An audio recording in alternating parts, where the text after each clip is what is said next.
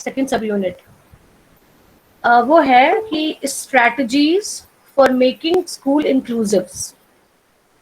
ऐसी कौन कौन सी विधियां हैं जिनके द्वारा हम एक समावेशी विद्यालय का निर्माण कर सकते हैं, एक विद्यालय को हम समावेशी विद्यालय का रूप दे सकते हैं। ऐसे कौन कौन से तरीके हैं, ठीक है, आज इसके बारे में हमको बात करनी है। डाल लीजिए, सब लोग हेडिंग डाल लीजिए। एक समावेशी विद्यालय बनाने की विधियां।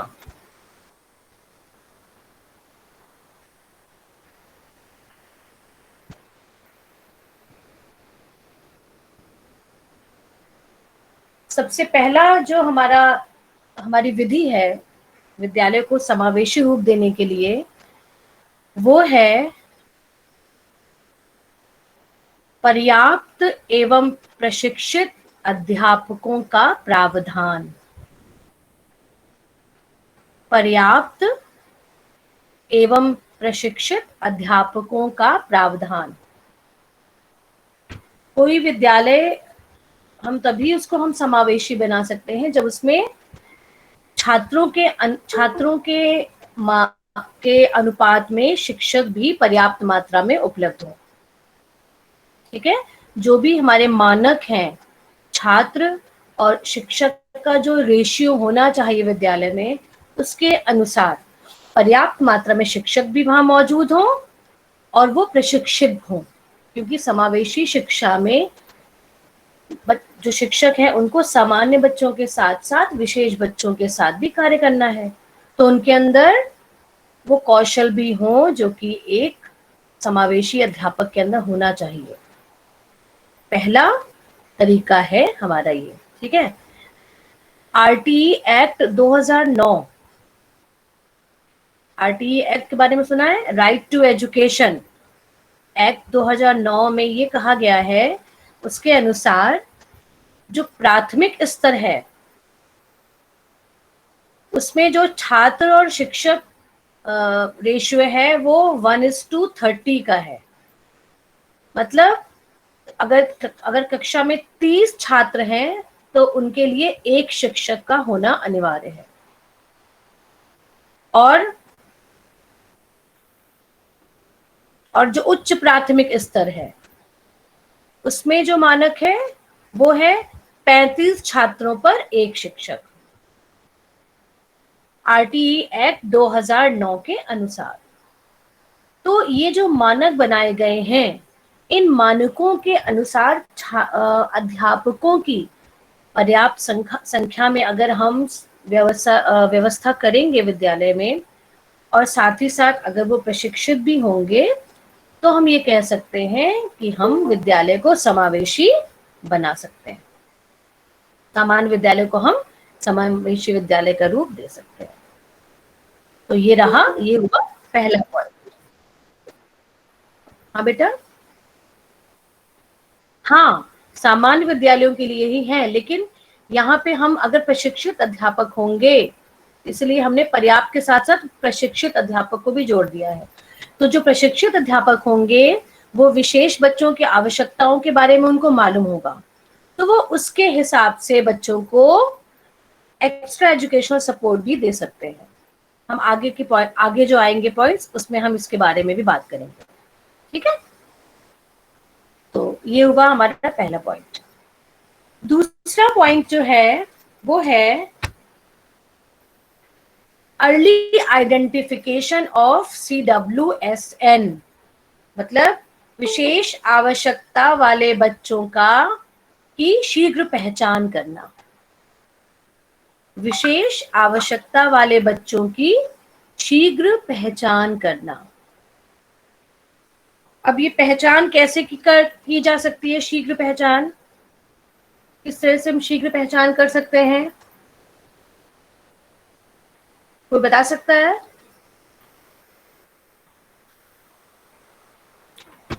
अगर हमें बच्चे का विद्यालय में नामांकन करवाना है और हमें ये पता लगाना है कि इस एरिया में कितने विकलांग बच्चे हैं, तो हम कैसे पहचान कर सकते हैं? क्या तरीका अपनाया जा सकता है? हाँ मैम एक रामशंकर बोलो बेटा। हाउस होल्ड सर्वे करते हैं जिस तरह से, एक हाँ होता है विद्यालय का होता नहीं, हाउस होल्ड सर्वे, कितने विद्यालय हैं, वो कितने बच्चे इस गांव हाँ में नॉर्मल है या हाँ डिसेबल्ड हैं, इसके अकॉर्डिंग भी हम बिल्कुल, कर सकते हैं। Very good. तो जो इसका सबसे जो अच्छा तरीका होता है, जैसा कि रामशंकर ने बताया है, कि हम डोर टू डोर सर्वे कर सकते हैं, है ना। जब आपने नाम सुना होगा स्कूल चलो अभियान, मैंने बताया था आपको, स्कूल चलो अभियान जो होता है कि गर्मी की छुट्टियों में ये इसको किया जाता है, और इसका मुख्य लक्ष्य यही होता है कि अपने एरिया के उन बच्चों को चिन्हित करना जो कि स्कूल नहीं जा रहे हैं, जिनका नामांकन अभी तक स्कूलों में नहीं हुआ है, ऐसे बच्चों को चिन्हित करने के लिए ही स्कूल चलो अभियान चलाया जाता है। तो जब हम डोर टू डोर सर्वे करते हैं अपने अपने एरिया का, तो हमको सामान्य बच्चों के साथ साथ हमें दिव्यांग बच्चों के बारे में भी डेटा प्राप्त हो जाता है कि हाँ इस एरिया में कितने दिव्यांग बच्चे हैं, किस किस कैटेगरी के दिव्यांग बच्चे हैं जो कि विद्यालय अभी तक जिनका नामांकन नहीं हुआ है और जो नामांकन के योग्य हैं। तो इस तरह से जितनी जल्दी हम दिव्यांग बच्चों का चिन्हीकरण करेंगे, उनको आइडेंटिफाई करेंगे, उनकी पहचान करेंगे, उतनी ही जल्दी हम उनको विद्यालय में नामांकित करा सकते हैं। ठीक है। और हमने अर्ली आइडेंटिफिकेशन क्यों कहा, क्योंकि अर्ली आइडेंटिफिकेशन जितना जल्दी हम पहचान करते हैं, उतना ही ज्यादा बच्चे में आगे इम्प्रूवमेंट के चांसेस बढ़ जाते हैं। तो जितने छोटे एज में हम बच्चे की पहचान कर लेते हैं, उतना ही हम ज्यादा उसको अच्छा प्रशिक्षण प्रदान कर सकते हैं, और उतना ही अच्छा हमको इम्प्रूवमेंट मिल सकता है। इसलिए अर्ली आइडेंटिफिकेशन बहुत आवश्यक होता है, जो कि करना चाहिए। और क्या फायदे होते हैं अर्ली आइडेंटिफिकेशन से? पॉइंट अब मैं बोलूंगी, लिखते जाइएगा। पहला जो फायदा होता है वो ये होता है कि हमें दिव्यांग बच्चों की संख्या का पता चल जाता है कि हमारे इस विद्यालय में कितने दिव्यांग बच्चे हैं जिनका नामांकन होना है। पहला पॉइंट, दिव्यांग बच्चों की संख्या का पता चल जाता है। ठीक है। पॉइंट नंबर 2, जब हमें दिव्यांग बच्चों की संख्या का पता चल जाता है, तो हम उसी के अनुसार उनके लिए शिक्षण सामग्रियों की व्यवस्था कर पाते हैं। ठीक है। तो ये अच्छा रहता है कि हमें पहले से ही पता हो कि हमारे विद्यालय में कितने दिव्यांग छात्र छात्राएं हैं, तो हम उनके लिए उसी अनुसार शिक्षण सामग्रियों की व्यवस्था कर सकते हैं। दूसरा पॉइंट है ये। तीसरा पॉइंट है कि अगर हमें ये पता है कि विशेष आवश्यकता वाले कितने बच्चे हैं हमारे पास, तो उसी के अनुसार हम उनके लिए अतिरिक्त शैक्षिक सपोर्ट की व्यवस्था कर सकते हैं। ठीक है। जैसा कि हमने पहले आपको बताया था कि विद्यालयों में इटिनरेंट टीचर और रिसोर्स टीचर्स भ्रमण करते हैं और बच्चों को अतिरिक्त शैक्षिक सपोर्ट प्रदान करते हैं। तो जब हमको पता होगा कि हमारे विद्यालय में इतने छात्र दिव्यांग या विकलांग आने वाले हैं या हैं, तो हम उसी हिसाब से अपने स्कूल में भ्रमणशील शिक्षकों को या रिसोर्स टीचरों को अतिरिक्त सपोर्ट के लिए बुला सकते हैं। तो इन सब का उद्देश्य क्या है? इन सब का उद्देश्य यही है कि हमारे जो दिव्यांग बच्चे हैं उनको भी गुणवत्तापूर्ण शिक्षा प्राप्त हो सके सामान्य बच्चों की तरह। तो इसलिए अगर हम उनको जल्दी से चिन्हांकित कर लेंगे, तो हमें उनके लिए व्यवस्था करने में आसानी होगी, क्योंकि हमको पता होगा कि हमारे विद्यालय में 2 दृष्टिबाधित बच्चे हैं, तो हमें उनके लिए ब्रेल पुस्तकों का इंतजाम करना है। हमको पता होगा कि हमारे यहाँ 3 श्रवण बाधित बच्चे हैं, तो हमें उनको हियरिंग एड की व्यवस्था करनी है। तो हम इसकी व्यवस्था जल्दी से कर सकते हैं। ठीक है। और हमें ये पता होगा कि हमारे विद्यालय में कुल मिला के 10 दिव्यांग बच्चे हैं, तो हम उनका जो विकलांगता प्रमाण पत्र है वो बनने के लिए अर्जी दे सकते हैं या बनवा सकते हैं। तो इससे क्या होता है, हम क्लियर रहते हैं कि हमें कितने बच्चों के लिए स्पेशल उपकरणों की स्पेशल शैक्षिक सामग्रियों की व्यवस्था करनी है, जिससे हम उन बच्चों को भी गुणवत्तापूर्ण शिक्षा प्रदान कर सके, सारे संसाधन उपलब्ध करा सके। इसलिए जो हमारे चिल्ड्रन विद स्पेशल नीड हैं, ठीक है, उनका चिन्हांकन करना, शीघ्र पहचान करना आवश्यक है। ठीक है, सबको क्लियर हो गया क्यों आवश्यक है?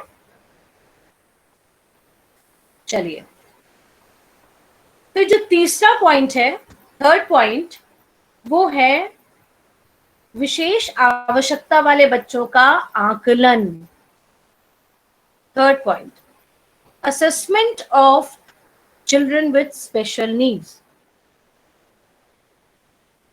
आकलन करना, आकलन भी हम 3 तरह से कर सकते हैं। एक चिकित्सीय आकलन, दूसरा मनोवैज्ञानिक आकलन, और तीसरा कार्यात्मक आकलन। ठीक है, तो जो हमारे मंदबुद्धि बच्चे हैं, भौतिक अक्षम वाले बच्चे होते हैं, उनका जो है ज्यादातर उनका हम मनोवैज्ञानिक आकलन करते हैं। उनका आईक्यू असेसमेंट होता है, जिससे हमको ये पता चलता है कि वो किस स्तर का मानसिक मंदित है, बौद्धिक अक्षम है। ठीक है, और हम बच्चों का चिकित्सीय असेसमेंट का मतलब होता है कि क्या बच्चे में कोई ऐसी समस्या तो नहीं है, बच्चे का कोई इलाज तो नहीं चल रहा है, कोई वो दवा तो नहीं खा रहा है। इस तरह का जो आकलन बच्चे का किया जाता है, उसको हम चिकित्सीय आकलन या मेडिकल असेसमेंट बोलते हैं। ये क्यों करना जरूरी होता है? क्योंकि जब एक दिव्यांग बच्चा कक्षा में सब बच्चों के साथ है, तो हमें उसके चिकित्सीय जो उसका इतिहास होता है, उसके बारे में जानना आवश्यक होता है, जिससे कभी कोई इमरजेंसी हो जाए तो हमें पता हो कि हाँ, इस बच्चे के साथ करना क्या है। इसलिए उसका चिकित्सीय इतिहास जानना भी बहुत आवश्यक होता है। और कार्यात्मक आकलन, फंक्शनल असेसमेंट। फंक्शनल असेसमेंट हम क्यों करते हैं? ये जानने के लिए कि बच्चे का वर्तमान कार्यात्मक स्तर कैसा है, वो कौन से ऐसे कौशल हैं जिसमें वो कुछ कार्य कर पाता है, और कौन से ऐसे कौशल हैं जिसमें उसको ज्यादा प्रशिक्षण की आवश्यकता है। बच्चे का कार्यात्मक स्तर देखते हैं हम फंक्शनल असेसमेंट में। तो ये 3 तरह के असेसमेंट हमें करने होते हैं। इसको करने से हमें दिव्यांग बच्चे के बारे में संपूर्ण जानकारी प्राप्त हो जाती है, और इसी जानकारी के आधार पे हम बच्चे को आगे उसके लिए शिक्षा या प्रशिक्षण की योजना बना सकते हैं। तो ये है हमारा थर्ड पॉइंट कि हमें आकलन जरूर सारे बच्चों का करना चाहिए। ठीक है, क्लियर? कौन कौन सा आकलन? मेडिकल, साइकोलॉजिकल और फंक्शनल, चिकित्सीय, मनोवैज्ञानिक और कार्यात्मक, 3 तरह से आकलन करना चाहिए। नेक्स्ट पॉइंट जो इसमें है वो है रिटेंशन। रिटेंशन मतलब ठहराव। जब हम दिव्यांग बच्चे का विद्यालय में नामांकन हमने करा लिया, हमने उनकी पहचान कर ली, ठीक है, और उनका आकलन कर लिया, और उनको हमने साथ में समान बच्चों के साथ शिक्षा देना प्रारंभ किया। हमें कुछ ऐसे भी कार्य करने पड़ते हैं, कुछ ऐसे भी तरीके अपनाने पड़ते हैं जिससे बच्चे स्कूल में ठहरें, स्कूल में रेगुलर बेसिस पे आए।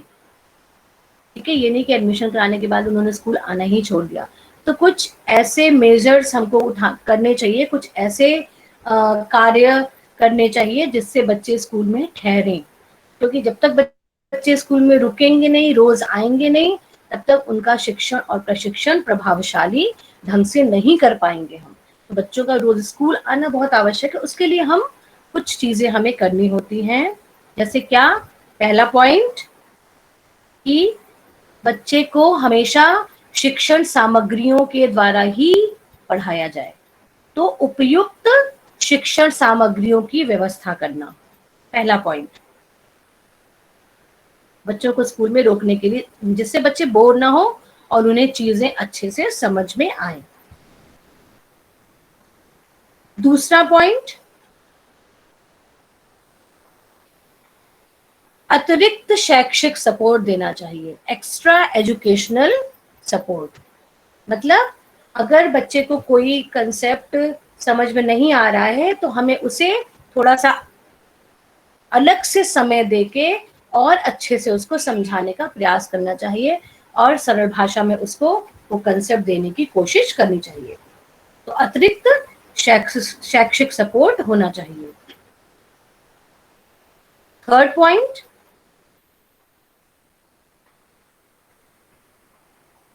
हमें हमें बड़ी बनाने चाहिए, मतलब सामान्य बच्चों और दिव्यांग बच्चों की पेयरिंग करनी चाहिए, एक सामान्य बच्चा और एक दिव्यांग बच्चा। इससे क्या होगा, जब दिव्यांग बच्चे के साथ सामान्य बच्चा साथ में बैठेंगे, साथ में पढ़ेंगे, साथ में खेलेंगे, तो उनको दिव्यांग बच्चे के अंदर का कॉन्फिडेंस भी बढ़ेगा और जो सामान्य बच्चा है उसका भी उसके प्रति लगाव डेवलप होगा। तो दोनों के बीच की बॉन्डिंग अच्छी होगी और दोनों मिलजुल के किसी चीज को कार्य करने का प्रयत्न करेंगे।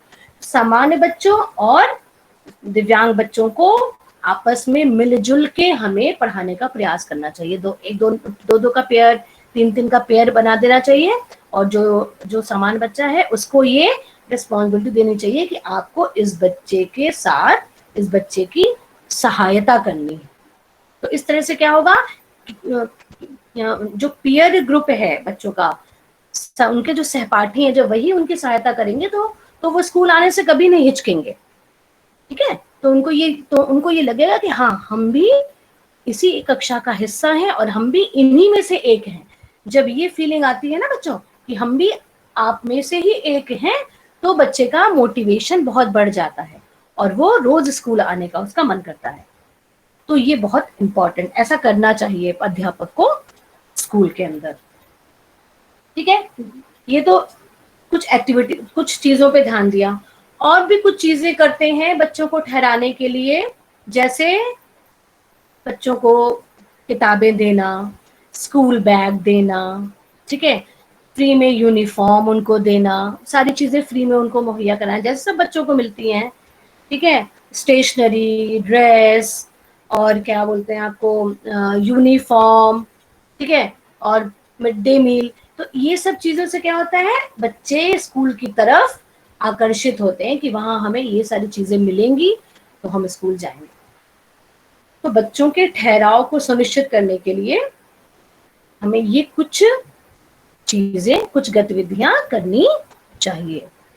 सबने लिख लिया पॉइंट? पहला पॉइंट क्या लिखा है बताइए, ठहराव में पहला पॉइंट क्या लिखा है? बच्चे को हमेशा उपयुक्त शिक्षा सामग्री की व्यवस्था करवाना चाहिए।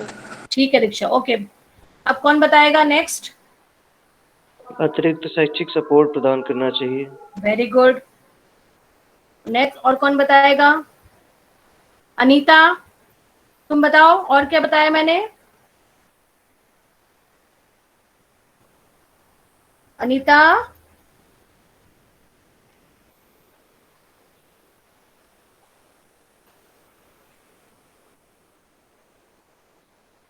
आवाज नहीं आ रही अनीता को।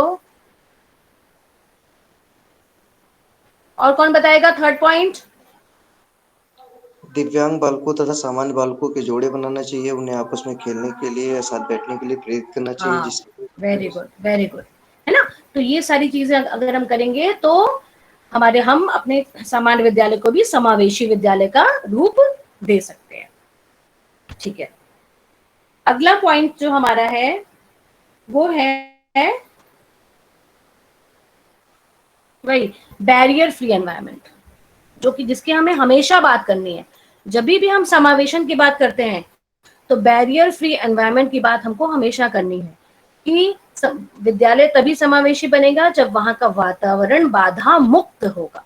जो भी बाधाएं हैं हमारे यहाँ, हमको जब पता है कि भाई हमारे यहाँ 2 दिव्यांग बच्चे दृष्टिबाधित हैं, 3 दिव्यांग बच्चे ऑर्थोपेडिकली हैंडीकैप्ड हैं, 2 हमारे दृष्टिबाधित हैं, जब हमको पता है कि हाँ ये बच्चे हैं, तो उनके हिसाब से हमको अपने विद्यालय के कैंपस को बनाना चाहिए, उनके हिसाब से हमें अपनी कक्षाओं को सेट करना चाहिए।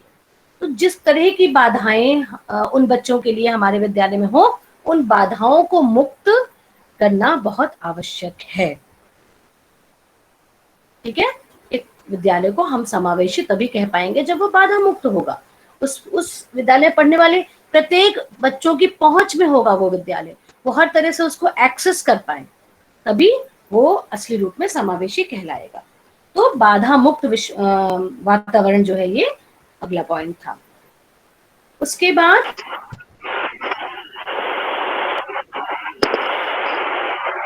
हाँ अनीता, ये मैम ये कह रहे थे कि जैसे बैरियर फ्री में क्या रेलिंग की व्यवस्था होनी चाहिए, रैंप की व्यवस्था होनी चाहिए, हाँ टेक्टाइल उसकी व्यवस्था होनी चाहिए बच्चों के लिए। हाँ, बिल्कुल सही, बिल्कुल सही। वही यस मैंने मैम। कहा कि विद्यालय में जिस प्रकार के दिव्यांग बच्चे हों, उनकी जी आवश्यकताओं के आधार पे विद्यालय को बैरियर फ्री करना चाहिए। ठीक है, yes ma'am. Yes ma'am. Okay ठीक, म्यूट कर दो बेटा। यस मैम कर रहे हैं।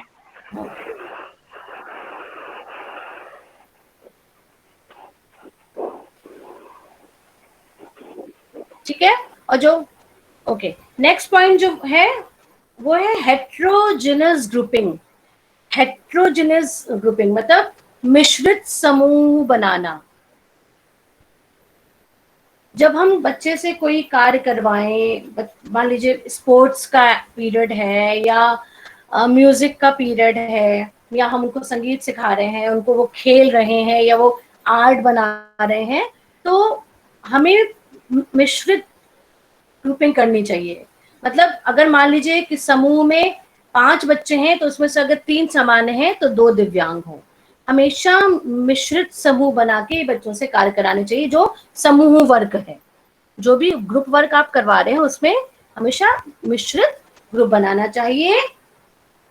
क्या फायदा होता है इससे कि बच्चों में एक तो आपस में बॉन्डिंग स्ट्रांग हो जाती है, एक दूसरे की इम्पोर्टेंस को समझते हैं, और सामान्य बच्चा भी ये देखता है कि हाँ, दिव्यांग बच्चा भी ये कर सकता है जो हम कर रहे हैं, और दिव्यांग बच्चे के अंदर भी ये सेल्फ कॉन्फिडेंस डेवलप होता है, सामान्य बच्चे उसको एक्सेप्ट कर रहे हैं, अपने जैसा मान रहे हैं। तो वही बात है कि हेट्रोजेनियस ग्रुपिंग करनी बहुत आवश्यक होती है। सारे बच्चे मिलजुल के, सबको बिल्कुल दूध में चीनी घोल देते हैं ना, पानी में चीनी मिल जाती है, उसी प्रकार बिल्कुल मिलजुल के सारे कार्य। ये नहीं कि दिव्यांग बच्चे अलग बैठे हैं कक्षा में, सामान्य बच्चे अलग बैठे हैं कक्षा में। उनका सिटिंग अरेंजमेंट भी मिश्रित होना चाहिए, उनकी जो एक्टिविटीज करवाई जाए वो भी मिलजुल के होनी चाहिए। बिल्कुल नहीं सोचना चाहिए कि ये सामान्य, ये दिव्यांग, कोई भेदभाव नहीं होना चाहिए। ये है हमारा हेट्रोजेनियस ग्रुपिंग, मिश्रित समूह बना के कार्य करना। नेक्स्ट पॉइंट है प्रोफेशनल अपग्रेडेशन ऑफ टीचर्स। जो शिक्षक हैं उनको भी समय समय पर नई चीजों के बारे में प्रशिक्षण प्रदान करना। जो भी प्रोफेशनल जो भी चीजें शिक्षकों को, जो नई चीजें, नई टेक्निक्स, नए उपकरण, ठीक है, जो आ रहे हैं, नए कंसेप्ट्स जो आ रहे हैं विशेष शिक्षा में या समावेशी शिक्षा में, उसके बारे में टीचर्स को अवगत कराते रहना, उनको अपग्रेड करते रहना, समय समय पर उनके लिए प्रशिक्षण कार्यक्रमों का आयोजन करते रहना, जिससे टीचर्स भी नई बातों से, नई तकनीकियों से और नए ज्ञान से लाभान्वित हो सके, और उस ज्ञान का उपयोग वो अपने छात्रों के ऊपर कर सके। तो अगर शिक्षक अपग्रेड नहीं होंगे तो वो छात्रों को कैसे आगे नई चीजें बता पाएंगे। इसलिए शिक्षकों का व्यावसायिक अपग्रेडेशन होना बहुत आवश्यक है, जिसके लिए उनके लिए समय समय पर प्रशिक्षण प्रोग्राम आयोजित करने चाहिए। और लास्ट जो पॉइंट है इसका, वो है making the main stream sensitive. मुख्य धारा में रहने वालों को संवेदनशील बनाना। मुख्य धारा का मतलब जो भी हमारा समाज है, जो भी हमारे आसपास के लोग हैं, मान लीजिए किसी गांव में अगर कोई विद्यालय है तो उस गांव के जो भी लोग हैं उनको संवेदनशील बनाना, उनकी काउंसलिंग करना कि एक दिव्यांग बच्चा भी उतना ही योग्य हो सकता है जितना आपका सामान्य बच्चा है, वो भी उतना ही कार्य कर सकता है, उतनी ही पढ़ाई लिखाई कर सकता है और वो भी योगदान दे सकता है समाज में। तो उनके प्रति, दिव्यांगों के प्रति, दिव्यांगों की विशेष आवश्यकताओं के प्रति समाज को संवेदनशील बनाना, उनको जागरूक करना, अगर हम ये कर लेंगे तो क्या होगा, जब हमारा जो हमारा समाज है, हमारा जो समाज जब संवेदनशील हो जाएगा तो वो दिव्यांग बच्चों को एक्सेप्ट करने लगेगा अच्छे से। फिर जब माँ बाप करेंगे तो अपने बच्चों को भी समझाएंगे, फिर वो बच्चे जब विद्यालय आएंगे एक दूसरे से मिलजुल के रहेंगे और तभी सही मायनों में हम समावेशन की ओर बढ़ पाएंगे या समावेशन की ओर हम बच्चों को बढ़ा पाएंगे। तो अगर हमें मुख्य धारा के लोगों को हम संवेदनशील बना पाए तो हमारा समावेशन सार्थक हो जाएगा। तो इस तरह से अगर हम इन जो मैंने आपको पॉइंट्स बताए, अगर हम उन पॉइंट्स पे काम करेंगे, जो हमारा स्कूल प्रशासन है, हमारी सरकार है, अध्यापक हैं, हमारा जो उस विद्यालय के आसपास के जो लोग हैं, गांव के लोग हैं, शहर के लोग हैं जहाँ ऐसा विद्यालय है, अगर सब अपनी अपनी जिम्मेदारियों को बखूबी निभाएंगे और इन सब बातों का ध्यान रखेंगे तो हम एक सामान्य विद्यालय को एक आइडियल और एक मॉडल समावेशी विद्यालय जरूर बना सकते हैं। ठीक है, सबको क्लियर हो गया मेरी बात? Yes ma'am. ओके, ठीक है, मैं एक मिनट आपकी अटेंडेंस,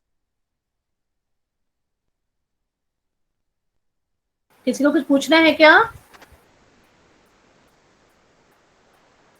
मैम एक बार जो है ये जो मेन हेडिंग थी मैम रिपीट कर दीजिए, वो वॉइस ब्रेक हो गई थी बीच। खाली हेडिंग्स रिपीट कर दूं आश्रित? Yes ma'am, yes ma'am. अच्छा ठीक है, अभी करती हूँ।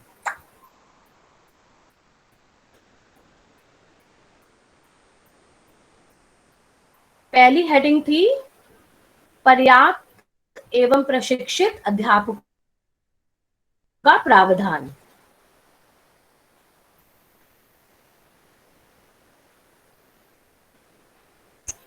दूसरी हेडिंग थी विशेष आवश्यकता वाले बच्चों की शीघ्र पहचान।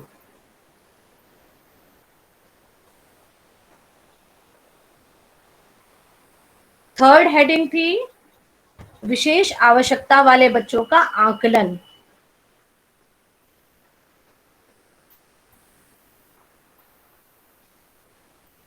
चौथी हेडिंग थी ठहराव, विद्यालय में बच्चों का ठहराव।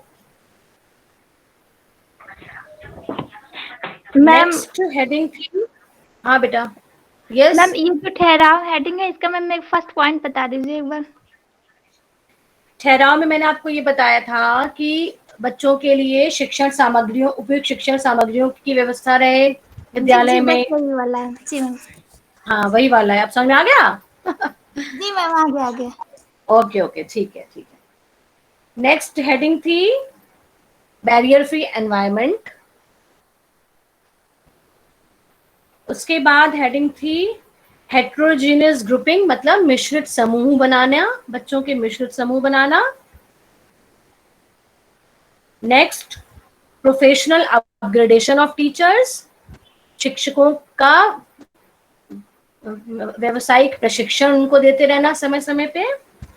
और लास्ट था मुख्य धारा को संवेदनशील बनाना। Okay okay ma'am, thank you ma'am. Okay okay, अभी कोई लॉग आउट नहीं करेगा?